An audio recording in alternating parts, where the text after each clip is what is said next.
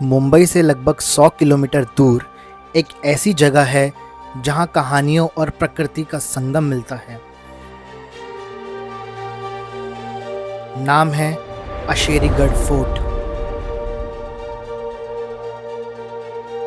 ये फोर्ट अपने पुराने इतिहास और शांत माहौल के लिए जाना जाता है। जगह इतनी ज़्यादा ब्यूटीफुल है, इतनी ज़्यादा पीसफुल है कि ना मेरा यहाँ से नीचे जाने का वापस मन नहीं कर रहा।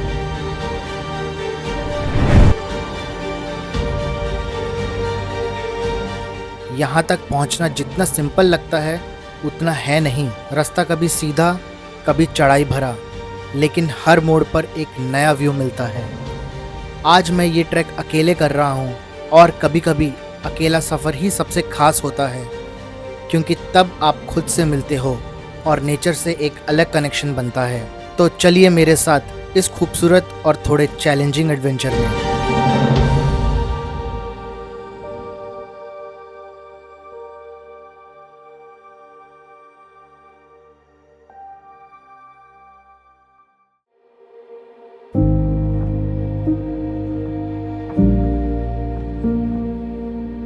सुबह सनराइज होते ही मैं पहुंच गया अशेरीगढ़ फोर्ट के बेस विलेज खोड़कोना।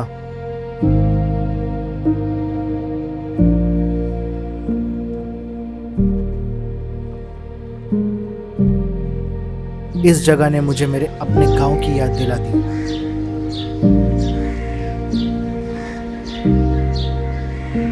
वही सिंपल रहन सहन, वही शांति।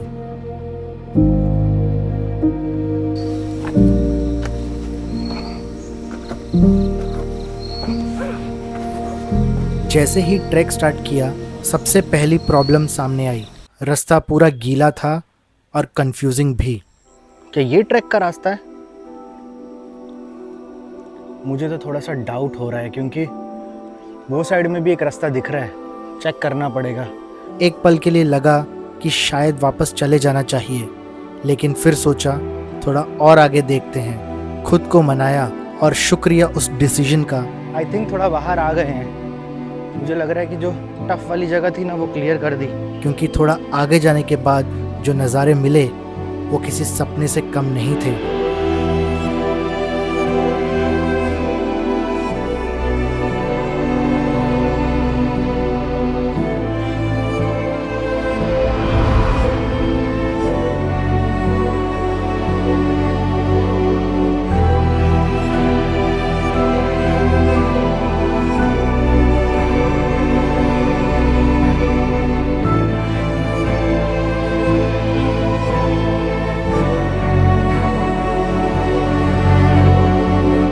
ऐसे काफ़ी सारी वाटर क्रॉसिंग्स आ रही है, so have to be a little careful.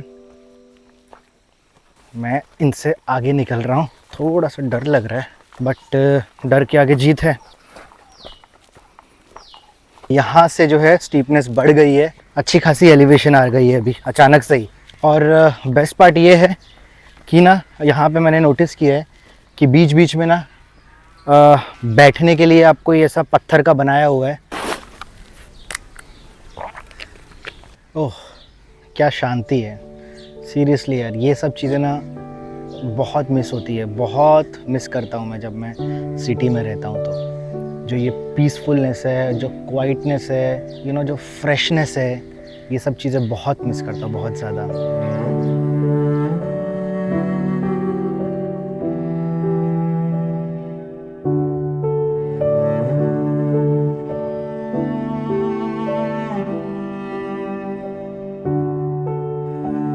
ये जो चीज़ है ना, ये देखिए यहाँ पे और यहाँ पे, आप देख रहे हैं ये क्या है? देख रहे हैं क्या है ये? मेरे को ना बहुत ही ज़्यादा बुरा लगता है जब मैं ऐसी सिचुएशंस देखता हूँ। लोग हैं ना, उनको इतनी सेंस होनी चाहिए कि वो ऐसी जगह को ख़राब ना करें। शहर को तो पूरा ख़राब कर ही दिया है लोगों ने, और लोग यहाँ आके इसको भी ख़राब कर रहे हैं, इतनी अच्छी और साफ़ जगह को। मेरे को बहुत बुरा लगता है। तो दोस्तों, मैं जो अपनी वीडियोस बनाता हूँ, मैं चाहता हूँ उन लोगों तक पहुँचे जो लोग ऐसा काम करते हैं, ताकि उनको पता लगे कि कितनी गंदगी होती है ऐसी जगह पे। प्लीज़ दोस्तों, इतनी साफ़ और अच्छी जगह को गंदा मत करो। अपने साथ एक गार्बेज बैग, एक प्लास्टिक बैग लेके आने में आपको क्या प्रॉब्लम है? एक बैग लेके आओ, कुछ भी खाते हो तो उसके अंदर डाल दो और वापस रिटर्न लेके चले जाओ। इतना तो कर ही सकते हो आप, इतना तो कर सकते हो। बहुत बुरा लगता है ये सब देखकर। आपको पता है ना, प्लास्टिक को डिग्रेड होने के लिए कितने साल लग जाते हैं, कितना टाइम लग जाता है। सिटी में तो मैं कुछ नहीं बोलता क्योंकि लोगों की तो सेंस ही चली गई है, बट एटलीस्ट यहाँ पे जब आप आते हो तो इस ब्यूटीफुल जगह को आप एक्सप्लोर करने आते हो तो प्लीज़ इसे गंदा मत करिए। बस ये एक रिक्वेस्ट है आपसे। चलिए कंटिन्यू करते हैं आगे।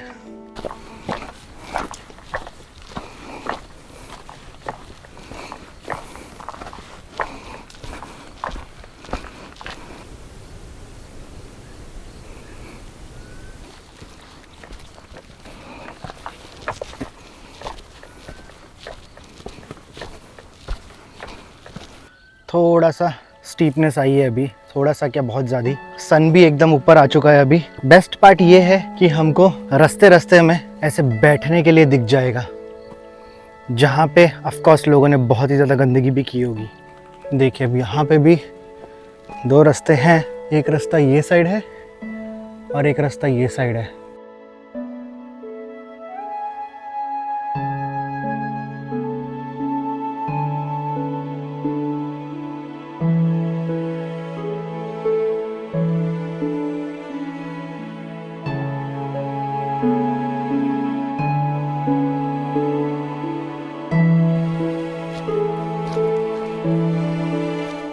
जैसे जैसे पास जाते जा रहे हैं वैसे वैसे स्टीपनेस बढ़ती जा रही है।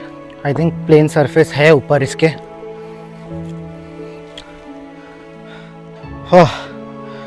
वाओ, फाइनली एटलीस्ट एक फ्लैट सरफेस मिला। ओह लवली, ब्यूटीफुल।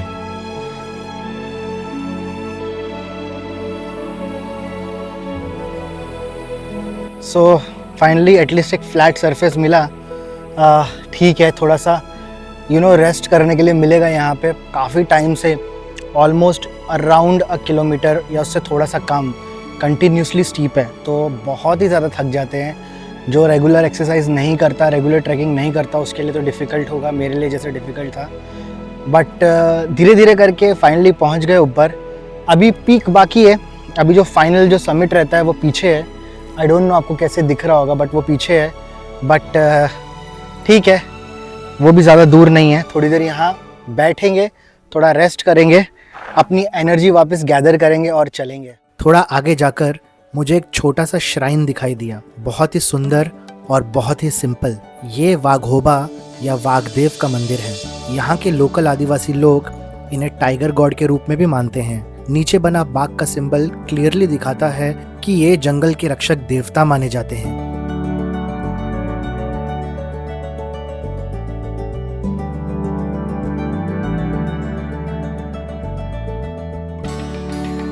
अब मंजिल ज्यादा दूर नहीं थी, लेकिन चढ़ाई की स्टीपनेस बहुत बढ़ गई थी।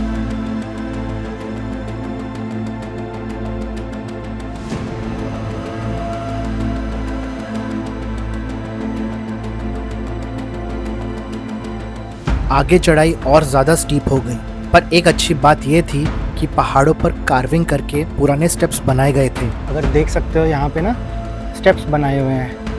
सो स्टेप्स बनाए हुए, स्टेप्स के सहारे ऊपर जाना। ऊपर रेलिंग है। चढ़ने में थोड़ी आसानी ज़रूर होती है, लेकिन ट्रैक अभी भी बिल्कुल आसान नहीं था। चढ़ाई एकदम स्टीप है, बट हम लोग पहुँचने ही वाले हैं बस।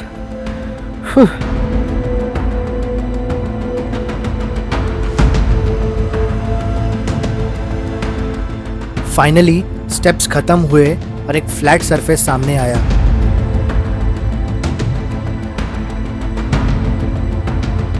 और तब रियलाइज हुआ कि मैं काफी ऊपर आ चुका हूं।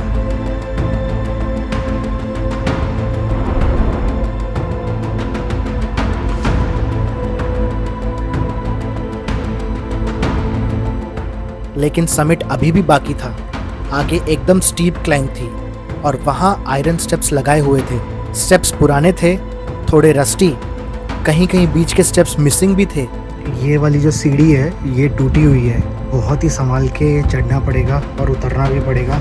मैं इधर पे खड़ा हूँ और बीच की 2 सीढ़ी नहीं है, सो ये डेंजरस है थोड़ा सा। दिल में डर था कि कहीं कोई स्टेप टूट ना जाए, पर ध्यान से एक एक कदम रुकते हुए मैंने इस सेक्शन को भी क्रॉस कर लिया। ऐसा लग रहा था कि एक बड़ा माइलस्टोन क्रॉस हो गया है।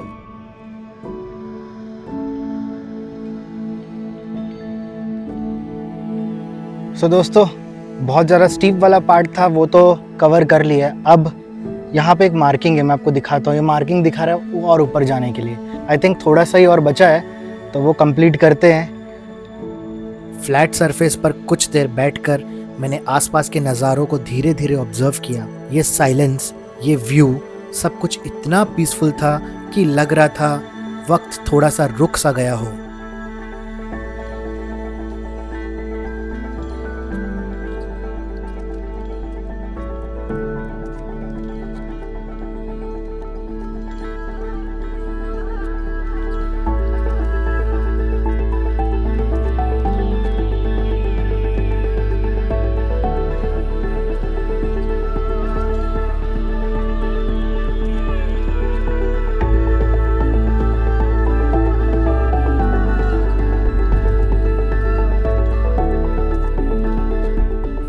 अभी और घना होता जा रहा है, डेंस होता जा रहा है। I guess we are very very close.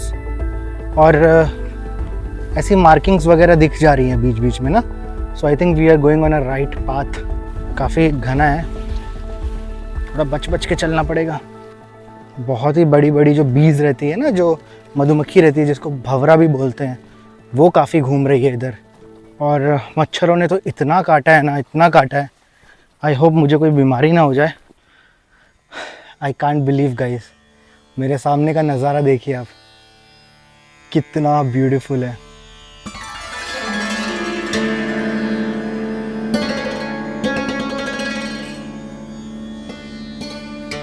कितना भव्य मंदिर है ये अशेरीगढ़ का एक छोटा सा केव मंदिर है, जहां लोकल आदिवासी लोग अपनी देवी को पूजते हैं।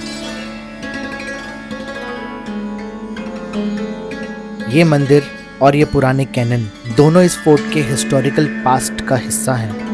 कभी ये जगह कोली राज्यों के अंडर थी, फिर पोर्चुगीज आए, फिर मराठास के समय इसका इम्पोर्टेंस और बढ़ गया। आज भी यहाँ लोग इस देवी से प्रोटेक्शन और ब्लेसिंग मांगने आते हैं।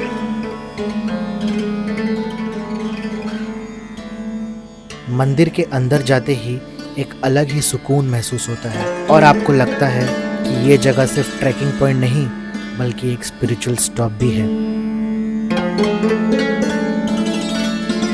सो फाइनली हम पहुंच गए हैं। बस ये बोलना चाहता हूँ कि जगह इतनी ज़्यादा ब्यूटीफुल है, इतनी ज़्यादा पीसफुल है कि ना मेरा यहाँ से नीचे जाने का वापस मन नहीं कर रहा है, क्योंकि मुझे पता है नीचे जाएंगे तो वही गाड़ियों की शोर शराबे और धूल, अब पता है आपको क्या क्या चीज़ें होती है। इधर इतना ज़्यादा सुकून मिल रहा है ना, और बाजू में ही आपने जो मंदिर देखा, इतना अच्छा मंदिर बनाया है, मतलब मन नहीं कर रहा है यहाँ से जाने का।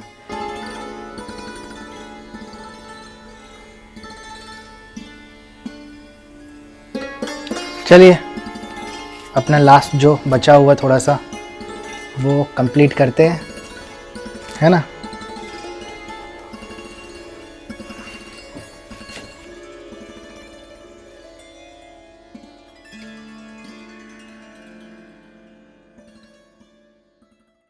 फाइनली हम पहुंच गए हैं फाइनल समिट में। Wow, finally nice. मैं पहुंच ही गया। समिट पर खड़े होते ही जो खुशी महसूस हो रही थी वो शब्दों में बयान करना मुश्किल है, सिर्फ महसूस हो सकती है। यहाँ से आसपास के पहाड़ों के पीक्स क्लियरली दिख रहे थे।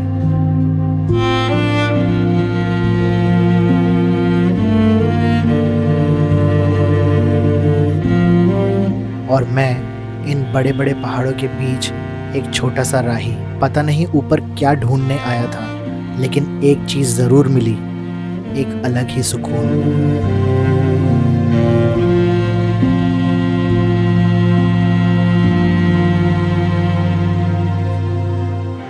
अनबिलीवेबल दोस्तों, अनबिलीवेबल।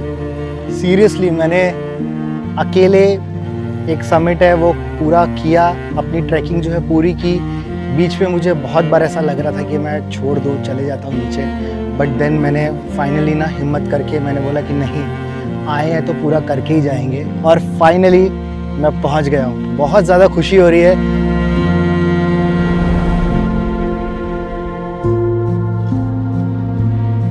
आज यहाँ खड़े होके बस इतना पता है कि ये एक्सपीरियंस, ये हवा, ये नज़ारे, सब कुछ बहुत अच्छा लग रहा है।